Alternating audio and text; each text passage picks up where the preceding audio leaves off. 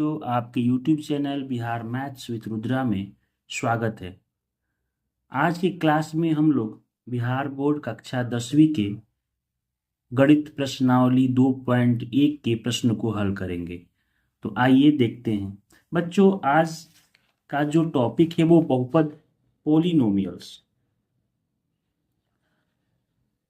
Polynomials में हम लोग आज देखेंगे बहुपद जिसे बहुत पद हो, बहुपद कहलाता है। तो आइए बहुपद की घात में देखें। चर जो x के बहुपद px में x की उच्चतम घात जो पावर होती है उसको हम बहुपद की घात कहते हैं। जैसे मान लीजिए, देखिए px बराबर 4x 3 के पावर 3 माइनस 2x² प्लस 4। इसमें घात जो सबसे अधिक जो घात है वो 3 है, इसलिए हम इस बहुपद की घात क्या कहेंगे? 3 कह देंगे। अब देखिए px बराबर 5x के power 5 plus 4x² plus 3x के पावर 4 प्लस 2। इसमें सबसे बड़ी जो घात आपको दिख रही है वो 5 दिख रही है, इसलिए हम लिख देंगे कि इस बहुपद का घात कितना है? 5 है। तो बबुआ तुम लोग समझ में आवता तो बताओ लो, और नहीं खे आवत तो कमेंट में कर लो कि हमारे समझ नहीं खे आवत। चलिए अब देखते हैं रैखिक बहुपद। इसको कहते हैं लीनियर पोलिनोमियल। घात 1 वाले बहुपद को रैखिक बहुपद कहते हैं। जिस बहुपद का घात 1 होता है उसको हम क्या कहते हैं? रैखिक बहुपद कहते हैं। देखिए जैसे में हम देख रहे हैं कि ये 2x minus 3 √3x plus 5 u plus 4, इस सब में एक छुपा हुआ है। घात कितना छुपा हुआ है? एक छुपा हुआ है, इसलिए इसको कहेंगे कि हम रैखिक बहुपद। ये सब रैखिक बहुपद है क्योंकि इसका घात कितना है? 1 है। अब आए द्विघात बहुपद। घात 2 के बहुपद को द्विघात बहुपद कहते हैं। अगर जिस बहुपद का घात 2 हो उसको हम कहते हैं द्विघात बहुपद। आप देख रहे हैं एग्जाम्पल में, इसमें घात 2 है, इसमें घात 2 है, इसमें घात 2 है।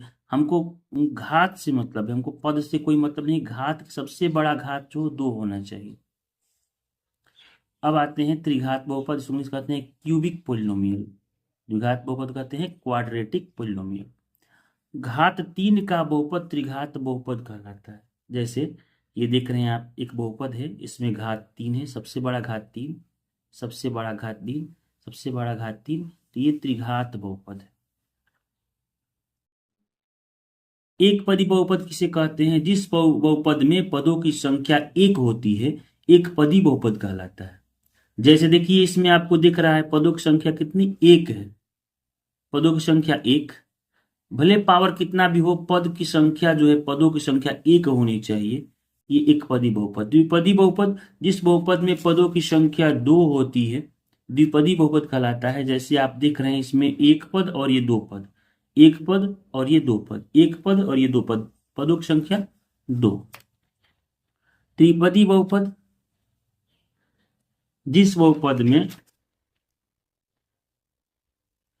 इस बहुपद में पदों की संख्या 3 हो, त्रिपदी बहुपद कहलाता है। जैसे देखिए आप देख रहे हैं इसमें पद 1 पद 2 पद 3 पद, 1 पद 2 पद 3 पद, है ना?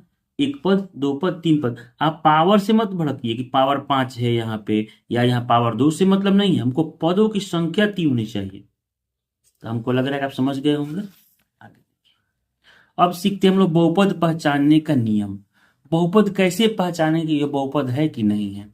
देखिए बहुपद पहचानने के लिए चर का जो घात है वो ऋणात्मक नहीं होना। चर समझते हैं ना? चर जैसे XYZ, उसको इंग्लिश में वेरिएबल कहते हैं, जो इसका मान बदलते। जैसे x रखेंगे तो 1, x पर 2 रखेंगे तो उसका वैल्यू अलग, x का मान 3 रहेंगे तो उसका वैल्यू अलग, उसका मान बदलता रहता है।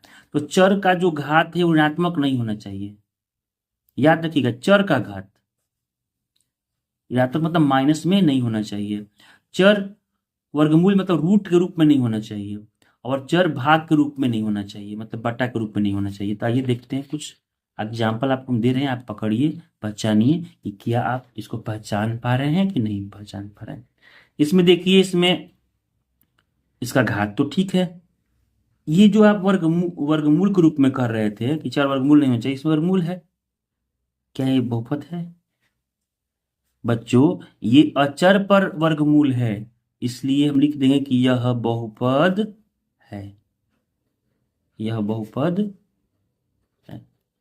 इसमें देखिए दूसरा आपको एग्जाम्पल दिए हैं, इसमें जो चर का घात है वो ऋणात्मक है, माइनस में है, इसलिए आप कह सकते हैं कि यह बहुपद नहीं है, यह बहुपद नहीं है। फिर अगला प्रश्न,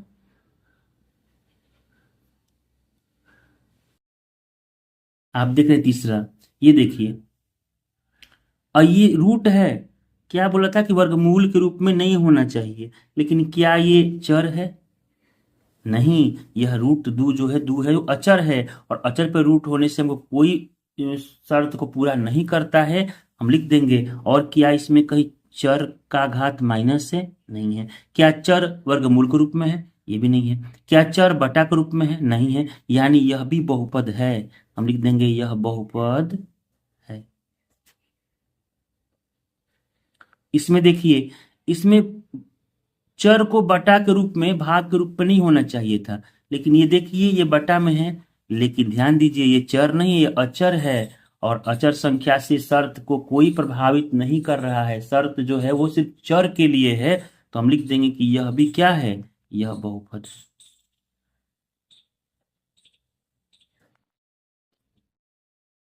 अगला आपका ये प्रश्न है, इसमें देखिए चर जो है, देखिए यहाँ पे चर जो है वो बटा के रूप में है, भाग के रूप में है, यानी हम कह सकते हैं कि यह बहुपद नहीं है, यह बहुपद नहीं है।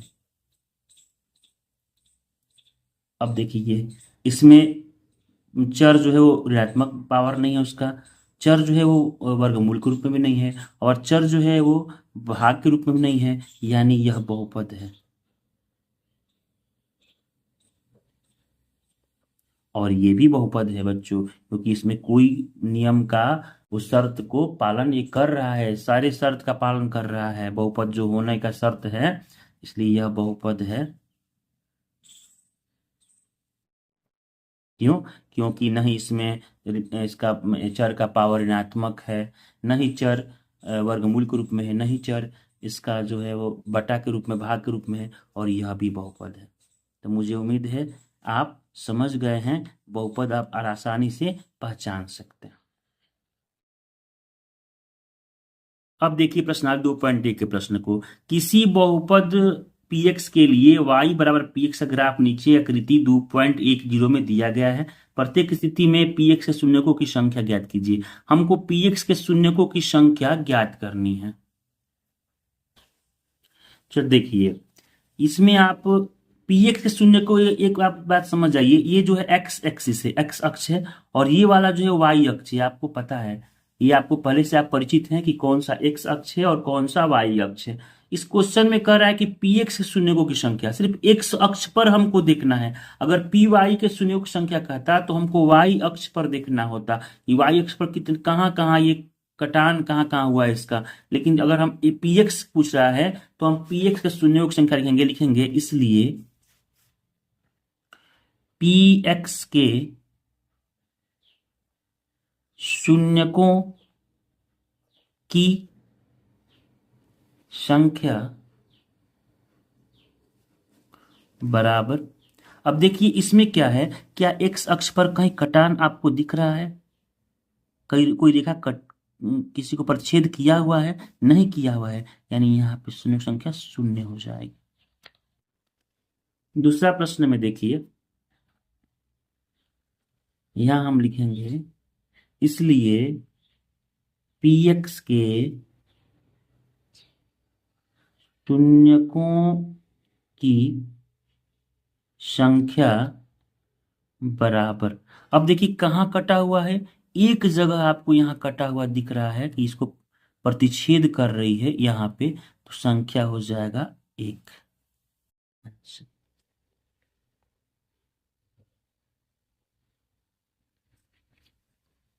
तीसरा देखिए, लिखेंगे इसलिए px के शून्यकों की संख्या, यहां देखिए कितना बार कटा हुआ है, यहाँ x अक्ष पर देखना है हम लोगों को, एक बार, दो बार, तीन बार, यहाँ लिख देंगे हम 3। हमें उम्मीद है कि आप लोग को समझ आ रहा होगा। चौथा प्रश्न में देखिए, इसलिए px के शून्यकों की संख्या, यहाँ देखिए कितना बार कटा हुआ है, एक बार यहाँ पे और एक बार यहाँ पे, दो बार, तो यहाँ लिख देंगे दो। अब देखिए पांचवा प्रश्न,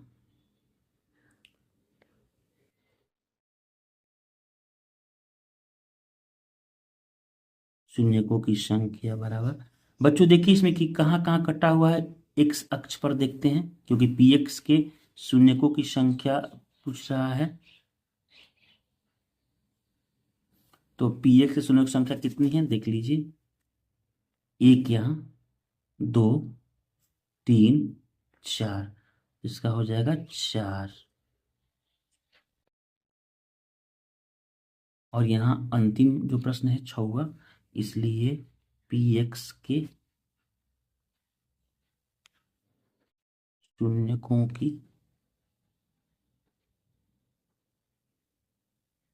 संख्या बराबर, काउंट कीजिए, गिनिए, एक बार, एक्स एक्सिस पे दिखना है, एक्स अक्ष पर दिखना है, तो एक बार यहाँ, एक दो बार, एक यहाँ तीन बार। ये देखिए अगर ये नीचे जाके यहाँ क्रॉस करता तो यहाँ हम इसको एक और एक दो काउंट करते, लेकिन ये इसी पे लाइन से ही टच करके चला गया है, लाइन से ही गुजर के चला गया है, इसको हम एक गिनेंगे, तो एक यहाँ, एक दो यहाँ, एक यहाँ तीन। इस प्रकार हम लोग आज प्रश्नावली 2.1 के प्रश्नों को हल कर लिए हैं। हमारे चैनल को सब्सक्राइब करें और बेल आइकन को दबा दें, ताकि जब भी अगली वीडियो मिले आपको उसका नोटिफिकेशन चला जाए। तब तक के लिए धन्यवाद।